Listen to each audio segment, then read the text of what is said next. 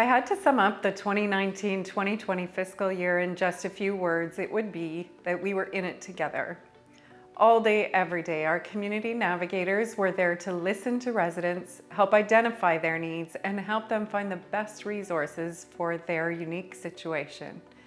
Whether it was on the phone or online, we brought together those in need with the programs and services available, making hundreds of thousands of connections over the course of the year. Let's take a look.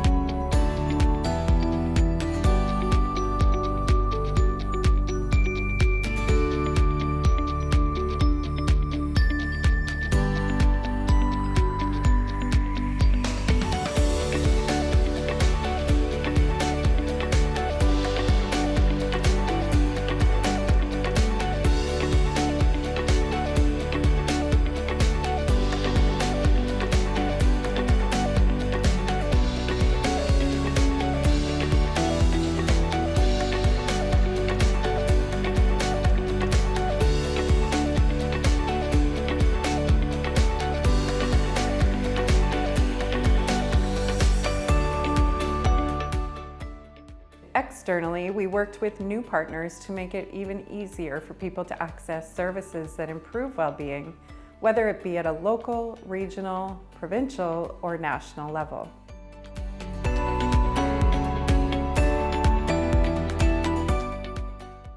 Many of our partnerships include the sharing of 211 data. In some cases, partners leverage our caller data for decision-making to ensure that programs and services are available where they're needed and when they're needed. In other cases, partners are using our resource data, information about where and what services exist, to directly point people to the support they need.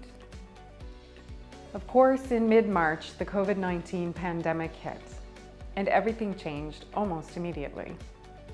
System improvements in 2019 meant 211 Ontario was ready, as always, to jump into action and take on the increased demand that would follow. Between March 16th and March 31st, the number of people contacting 211 looking for help jumped 50% over the weeks and months leading up to the pandemic, and that increased demand has continued to play out. During the pandemic, the value of 211 became even more clear. We help people navigate the maze of information out there to find what they need for their situation. There are more than 60,000 programs and services across the province, and they all had to change when COVID-19 hit. Our team worked feverishly to ensure they could provide Ontario residents accurate information about what was available, where it was available, and when. The pandemic also accelerated projects that had been in the works and allowed some really innovative partnerships to come together quickly in order to meet the urgent needs of Ontario residents. As chair of the 211 Ontario Board of Directors, I'm pleased to see that there's now a better understanding of the impact that 211 services are having by governments, by organizations, and by Ontarians. Of course, we're only able to do this because of the funding we receive from the Ontario Government's Ministry of Children, Community and Social Services, from United Ways, from municipalities, as well as from other project funding sources.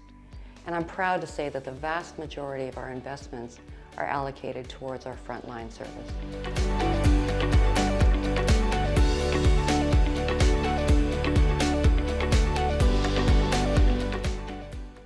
What's next for 211 in Ontario?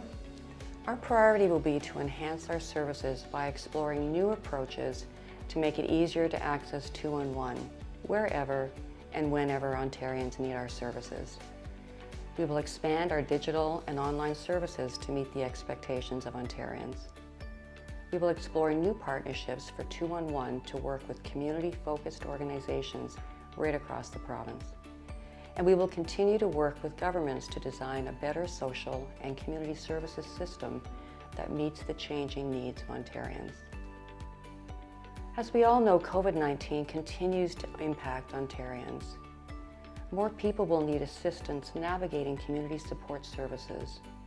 We will make sure that they get that help whenever they contact 211.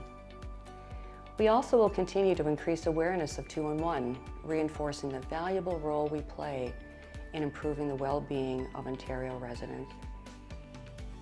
Our mission for 211 is to enhance access to services and strengthen community planning. We will do so by stewarding an integrated 211 system for the well-being of people in Ontario. Empowered people, thriving, caring communities, that's our vision.